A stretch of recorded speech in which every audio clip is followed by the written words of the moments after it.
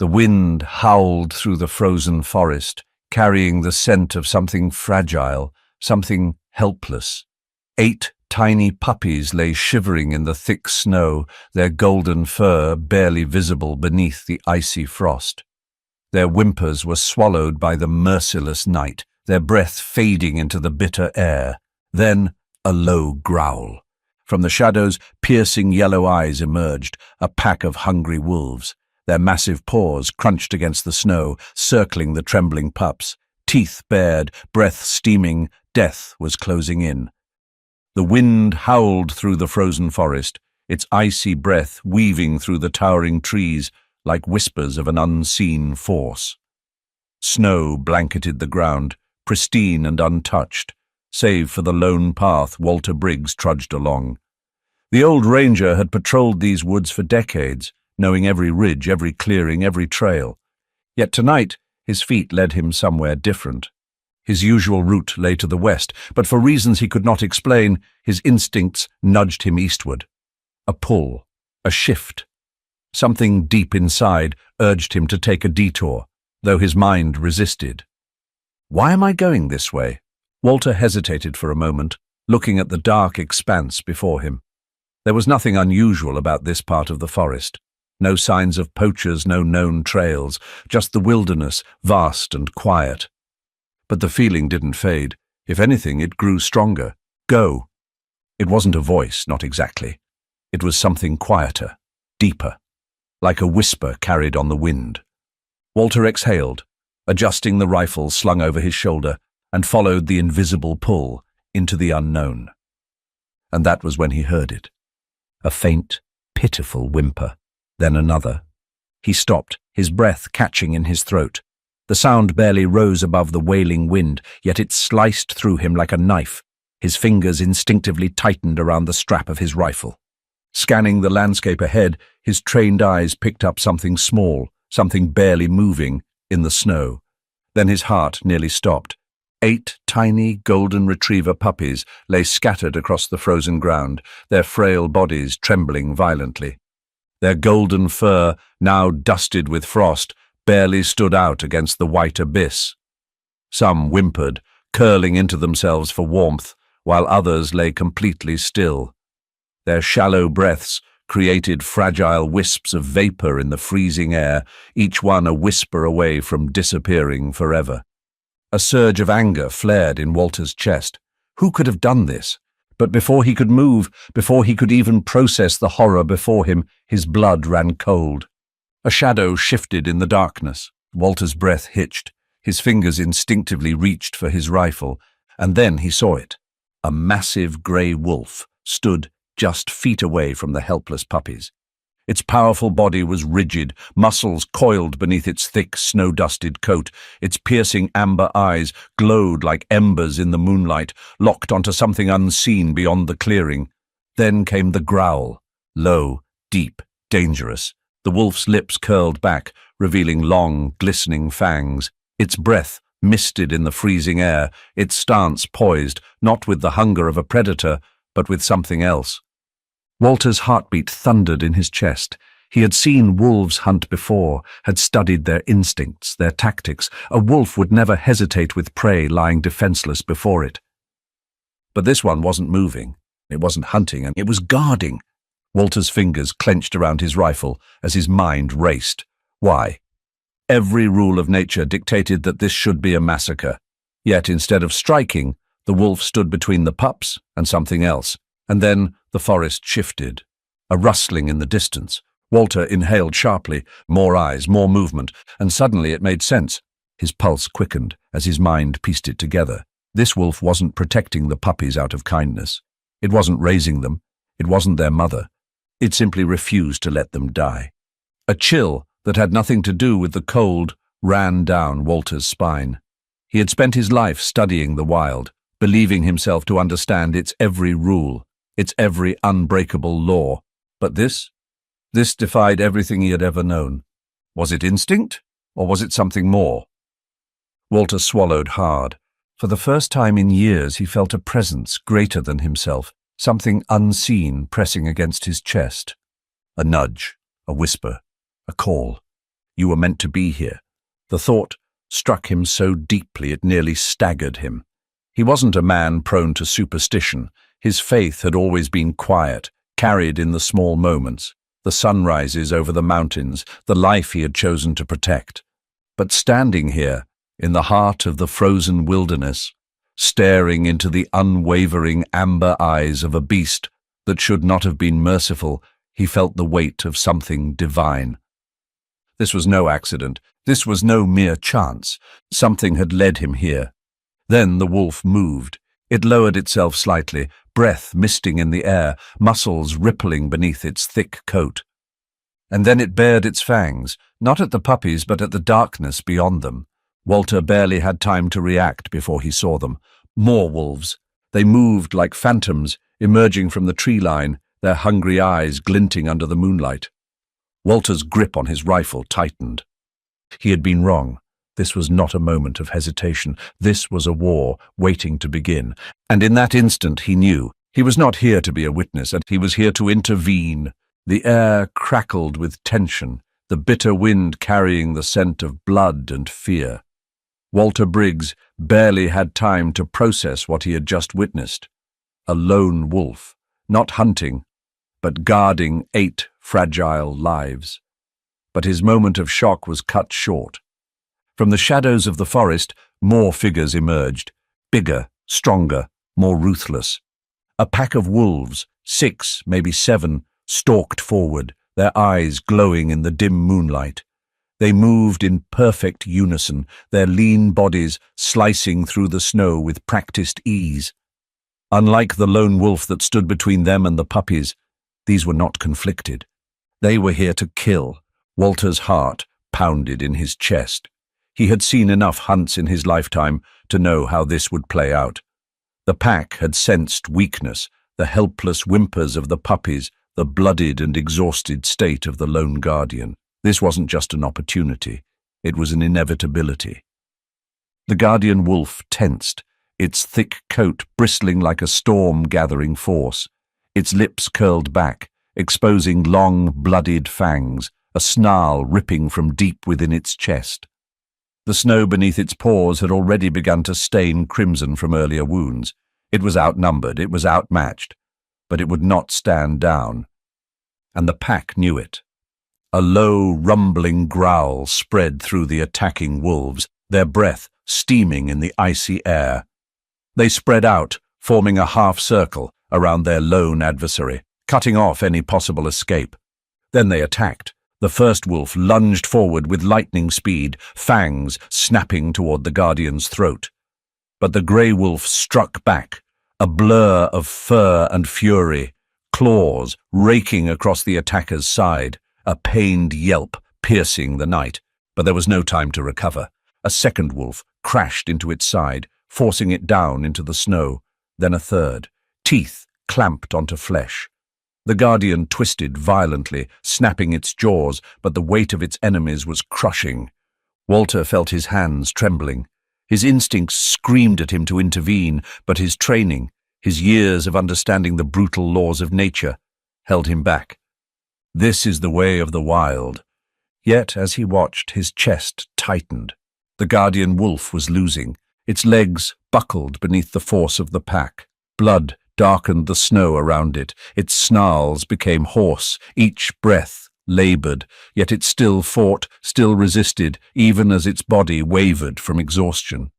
This was not just instinct, this was defiance. Walter clenched his jaw, his grip tightening around the rifle. He couldn't just stand there. Then the largest wolf of the pack, a hulking beast with scarred fur and dead, unfeeling eyes, moved in for the final blow. Walter moved. Boom! A gunshot exploded through the silence, shaking the trees, scattering the snow. The entire pack froze. The sound of death had arrived, but not from the guardian wolf.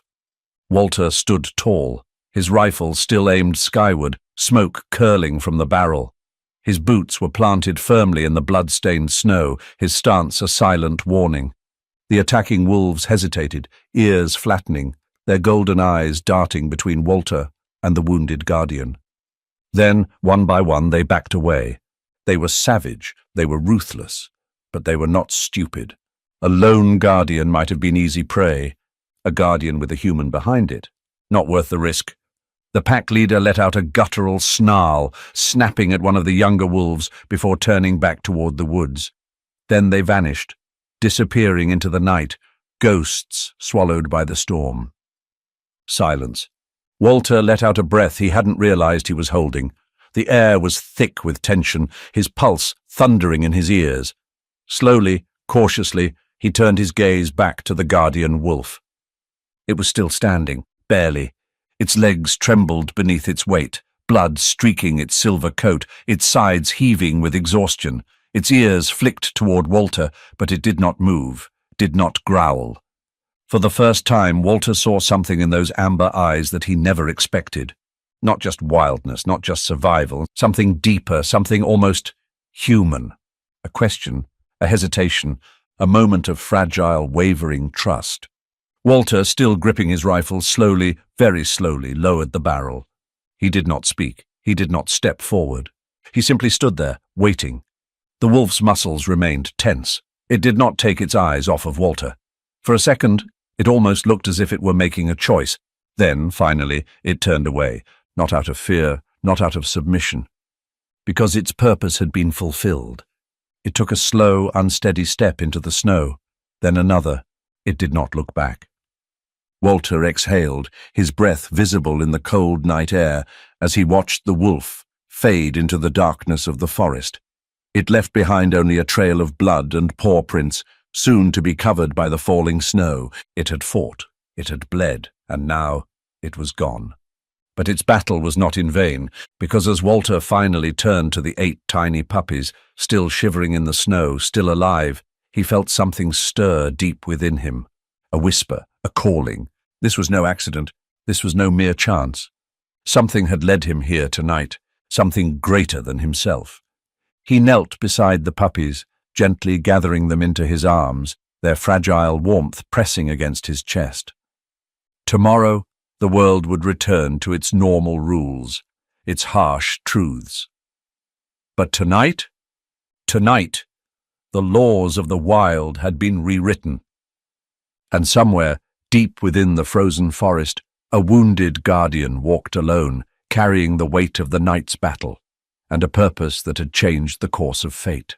The night was still, yet Walter Briggs could hear nothing but the frantic thump-thump of his own heartbeat. His breath came in short, uneven bursts as he knelt in the snow, reaching for the nearest puppy. It was so small. The tiny body trembled violently, golden fur crusted with frost, breath weak against Walter's gloved hand. Still alive, but barely. One by one, he gathered the rest, cradling their fragile forms against his chest. Their whimpers were faint, their little paws twitching as if grasping for warmth that had long abandoned them. And yet they had survived, not by chance, because of the wolf. Walter swallowed hard, his throat tightening as the image of those amber eyes seared itself into his memory.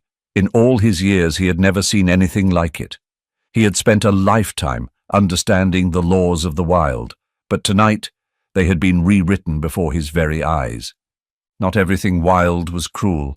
Not everything abandoned was meant to die. He shifted the puppies carefully against his coat, shielding them from the biting wind. Then, with one last glance at the blood-streaked snow, he turned toward home. A warmth in the cold. The old wooden door creaked open, releasing a flood of warmth from inside the cabin. Walter stepped in quickly, shutting out the howling wind. He wasted no time. Moving swiftly, he placed the puppies on a thick woolen blanket by the crackling fireplace. As soon as their tiny bodies touched the warmth, they stirred. One let out a weak yawn, another barely twitched, its tiny chest rising and falling unsteadily. Walter knelt beside them, rubbing their frozen fur with a towel, trying to coax life back into them. His hands, rough and calloused from years of work, moved with surprising gentleness. "Come on, little ones," he murmured, voice hoarse from the cold. He worked tirelessly, drying them, warming them, checking for signs of frostbite, listening for the faintest sound of breath. Minutes passed, then an hour. One by one, the puppies stirred. One by one, they survived. Walter let out a breath he hadn't realized he was holding. His body sagged against the wooden floor, exhaustion finally settling in. But more than that, he felt relief. For the first time since he had found them in the snow, he allowed himself a moment of stillness. Then, closing his eyes, he whispered a prayer. "Thank you, Lord. Thank you for leading me to them in time." The wind howled against the cabin walls, but inside, life had been restored. And yet, something gnawed at him. Walter opened his eyes, staring into the flickering flames. Who had left these puppies out there? Who had abandoned them in the middle of the wilderness, knowing they would never survive? The thought wouldn't leave him. Walter had spent too many years in the wild to believe in coincidences. This wasn't just neglect. This wasn't just cruelty. Something was wrong. A trail left behind. Walter grabbed his coat and rifle once more, stepping back out into the cold. The snow had settled again, soft and untouched, but the night still carried a weight, a silent whisper of unfinished business. He retraced his steps, returning to the clearing where he had first found the puppies. The scene looked different now. The chaos of the wolf attack had left the snow torn, disturbed, stained with blood. But as Walter scanned the ground, his sharp eyes caught something else. Tracks, not wolf tracks, boot prints. Walter's breath hitched. His fingers instinctively flexed around the strap of his rifle. These tracks weren't old. They had been partially covered by snowfall, but were still clear enough to follow. Someone had been here, and whoever they were, they hadn't wanted to be found. Adjusting his grip on his rifle, Walter set off, following the footprints deeper into the forest. The trail wound through the trees, past the frozen creek, then over a ridge that he rarely patrolled. It led to an area that had long been abandoned, or so he had thought. But as he moved closer, a faint glow flickered through the darkness. His pulse quickened. A fire. Someone was out there. Walter slowed his pace, stepping carefully behind a tree, listening, and then voices, low, urgent, and full of something unmistakable. Fear. A terrible truth. "Did you clear everything?" A man's voice, sharp, tense. "I thought you got rid of those damn puppies. If the cops search the site, we're finished." Walter froze, his breath caught in his throat. The puppies! The realization hit him like a punch to the gut. They weren't just abandoned, they were left behind, deliberately. Walter's jaw clenched, his mind racing. Over the past few months, he had heard whispers, rumors of an illegal operation deep in the forest. People breeding, testing, smuggling animals under the radar. The authorities had been investigating, but no arrests had been made. Had he just stumbled onto something much bigger than abandoned puppies? The air around him seemed to freeze, though it had nothing to do with the weather. His grip on the rifle tightened. This was no longer just about saving 8 helpless pups. This was something far worse, and Walter had just found the first real clue. The cold night pressed against Walter like an invisible weight, but it wasn't the winter chill that sent a shiver down his spine. It was the words he had just heard, words that confirmed his worst fears. "I thought you got rid of those damn puppies. If the cops search the site, we're finished." Walter remained motionless in the shadows, his breath slow and steady, despite the pounding of his heart. His fingers tightened around his rifle. This was no accident. This was no careless act of cruelty. This was a cover-up. His mind worked quickly, piecing together the implications. A criminal operation, an illegal lab, an animal testing site hidden deep in the woods. The authorities must have been closing in, forcing these men to abandon their work and dispose of the evidence. And that evidence had been 8 helpless puppies left to die in the freezing wilderness. If it hadn't been for the wolf, if it hadn't been for that inexplicable force that had led Walter there that night, they wouldn't have survived. Walter swallowed the anger rising in his throat. He had seen plenty of cruelty in his years as a ranger, but this was evil. A prayer in the silence. Walter slowly backed away from the scene, his steps careful, his breath barely audible. He had what he needed, proof that these men were involved. But proof wasn't enough. He needed the truth, the full truth, and for that he needed Sarah. Walter exhaled and lifted his gaze toward the night sky. The stars, cold and distant, flickered above him. Lord, if these lives are meant to be saved, guide me. For a moment, only silence answered him. Then a shift in the wind, a quiet nudge in his soul. Walter had spent too many years in the wild not to recognize the feeling, the same force that had led him off his usual path, the same unseen hand that had brought him to the clearing in time. This wasn't over, and it wasn't just his fight. He reached into his coat and pulled out his satellite phone, fingers stiff from the cold as he pressed a number he rarely called. The line rang once, then twice, then, "Dad!" The voice on the other end was alert despite the late hour. Walter sighed in relief. "Sarah, I need you to come home." A journalist's instinct. Sarah Briggs had always been restless. She had spent years chasing stories across the country, exposing corruption, uncovering truths buried beneath power and greed. But she had never expected her next investigation to come from her own father. The moment she stepped into Walter's cabin, the warmth of the fire barely touched the chill she felt. 8 golden puppies lay curled together on a blanket, their tiny chests rising and falling in sleep. Their fur was still patchy with frost, but they were alive. Sarah knelt beside them, her fingers grazing their soft coats. They had been so close to death. Her father's voice pulled her back.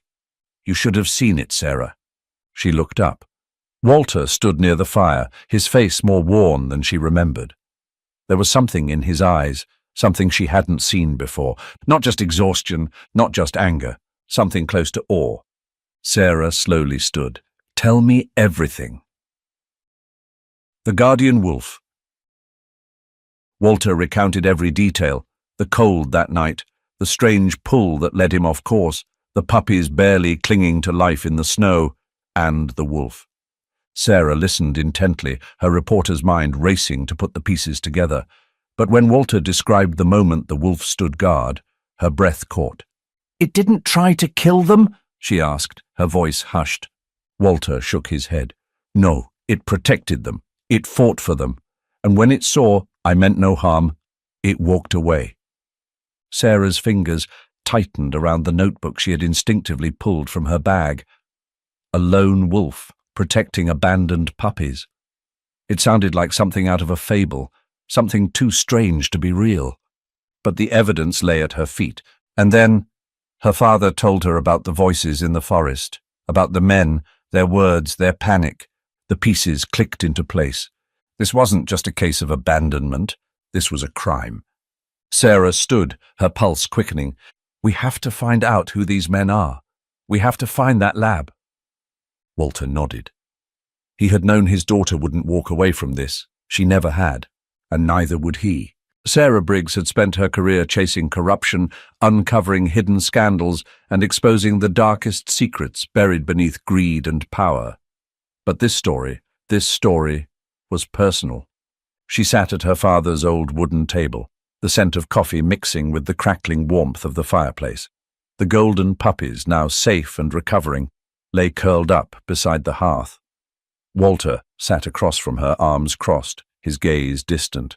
Sarah had heard horrifying stories before, but none that left her this shaken. A clandestine animal testing facility, a secret operation on the verge of exposure, a desperate attempt to erase evidence, leaving innocent lives to die in the wild. Her fingers flew over her laptop keyboard, documenting everything. The illegal research labs, the rapid evacuation when law enforcement got too close, the cruel decision to discard 8 defenseless puppies like they were nothing, the guardian wolf standing between them and certain death. The world needed to know. A dangerous pursuit. Walter watched as his daughter worked tirelessly, digging into corporate records, tracking down sources, connecting dots no one else had bothered to connect. She reached out to whistleblowers, former employees, and investigative contacts. One after another, pieces of the puzzle fell into place. The company in question operated under a clean, respectable front, claiming to specialize in veterinary medicine research. But Sarah uncovered classified reports, hidden documents detailing unauthorized experiments, experiments that required canine test subjects. And when the authorities got too close, they ran. And they left the puppies behind to die. Sarah's stomach twisted in disgust. How many others had been disposed of before these 8? But now, this company wouldn't escape accountability. The breaking story. It took weeks of relentless effort, but when Sarah finally submitted her article, she knew she had something explosive. The next morning, her headline blazed across the front page of major news outlets nationwide. Illegal animal testing operation exposed. How a lone wolf and a retired ranger led to the truth. The reaction was immediate and earth-shattering. Public outrage erupted. Animal rights organizations demanded justice. Law enforcement intensified their investigation. Within days, government agencies launched a full-scale probe into the company. Their facilities were raided, computers seized, financial records scrutinized, and the men responsible? They were arrested. One by one, the executives, scientists, and field operatives who had ordered and carried out these cruel acts were placed in handcuffs. The lab was shut down, permanently. The suffering that had taken place behind closed doors had been dragged into the light. A new beginning. As the investigation unfolded, Walter and Sarah made sure the puppies found their way home, not just any home, but the right one. Walter had spent weeks caring for them, nursing them back to health, watching as their playful spirits returned. One by one, the puppies were adopted by loving families, people who understood what they had survived, people who would ensure they never knew cruelty again. But one puppy remained, a little golden male, the smallest of the litter, the one who had shivered the hardest in Walter's arms that first night. Sarah laughed as she saw the way he followed Walter everywhere, his tiny paws padding after him like a shadow. "Looks like he's already picked his home," she said. Walter sighed, rubbing the back of his neck. "Guess I don't have much of a choice, do I?" Sarah smirked. "Nope." Walter knelt, scratching the pup's soft ears. "Well, kid, looks like you're staying." The little dog wagged his tail, his golden fur shining in the afternoon sun. For the first time in years, Walter felt a quiet sense of peace settle over him. The forest had led him to these lives in need of saving, and in return they had saved something in him too. The snow had begun to fall again, blanketing the forest in a quiet stillness. The world was moving forward, justice had been served, the puppies were safe, and life should have been returning to normal. But one question remained. Where was the wolf? Walter stood at the edge of the tree line, his eyes scanning the vast white expanse before him. He had seen the deep wounds the wolf had suffered that night. No animal could take that kind of damage and walk away unscathed. And yet it had. Somehow it had disappeared into the night, leaving only its blood-streaked trail behind. Sarah stood beside him, her breath visible in the cold air. "Do you really think it made it out alive?" Walter didn't answer right away. He didn't need to. He felt it. The same unseen force that had led him to the puppies, the same inexplicable nudge that had told him to veer off his usual path. It wasn't just about what he believed, it was about what he knew. Searching for the guardian. Determined, Walter and Sarah retraced their steps back into the forest, following the path where the final battle had unfolded. Snow had already erased much of what had happened here, the signs of struggle, the footprints of fleeing wolves, the blood that had melted into the ice. But then Walter stopped. A single paw print. Sarah saw it too, her breath hitching. Walter crouched, brushing away the loose snow around it. It was fresh. Sarah's pulse quickened. "It's still out here." She turned to her father, expecting him to start moving again, but Walter didn't. He wasn't looking at the paw print anymore. He was looking up. Sarah followed his gaze, and her breath caught in her throat. The final meeting. Standing just beyond the trees, against the pale backdrop of the frozen wilderness, was the wolf. It stood at a distance, its thick coat blending into the swirling snow, its piercing amber eyes locked onto them. Sarah felt a shiver, not from fear, but from something deeper. The wolf was different now, no longer snarling and no longer on guard, and no longer wounded. Walter took a slow step forward, his movements careful, measured. The wolf didn't move, it just stood there, watching. The wind shifted, carrying the silence between them. And then, in that still moment, Walter understood. The wolf wasn't just watching them, it was acknowledging them, a moment of silent trust, of understanding, of something neither of them could ever fully explain. Walter felt something stir deep in his chest, a quiet recognition, an undeniable truth. This was no ordinary wolf, and its purpose here was not by chance. Sarah swallowed hard, her voice barely above a whisper. "Dad, do you think God sent it to protect the puppies?" Walter exhaled, his gaze never leaving the wolf's. Then slowly he smiled. "I think sometimes God sends his angels in ways we never expect." For a long moment, the three of them stood there, man, daughter, and wolf, bound together by something greater than themselves. Then, as if satisfied, the wolf turned. It stepped forward, its powerful frame moving without hesitation. It did not run, nor did it linger. It simply disappeared into the trees, its silver coat swallowed by the swirling snow.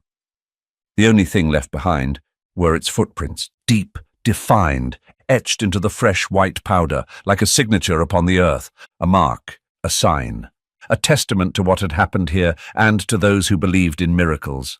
Sarah wiped at her eyes, barely realizing the tears that had formed. She let out a breathless laugh, shaking her head. "You know, if I write about this, no one's going to believe me." Walter chuckled, placing a hand on her shoulder. "That's the thing about faith, Sarah. You don't always need proof.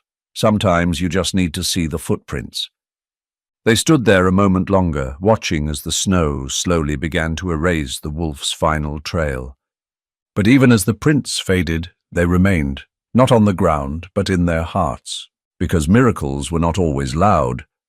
Sometimes they came in whispers, and sometimes they came with amber eyes, hidden in the snow. As the snow continued to fall, erasing the last traces of footprints from the earth, one truth remained. Not everything abandoned is lost. The puppies were meant to perish, yet they were saved. The wolf was meant to hunt, yet it protected. Walter was meant to follow his usual path, yet he was led to where he was needed most. Some would call it luck, some would call it coincidence. But those who have felt the quiet nudge of something greater, those who have seen light in the darkest of nights, those who have witnessed the impossible become reality, they know this was no accident, it was grace. A reminder that God's miracles don't always come as fire from the sky or voices from the heavens. Sometimes they come in the form of an old ranger with a good heart.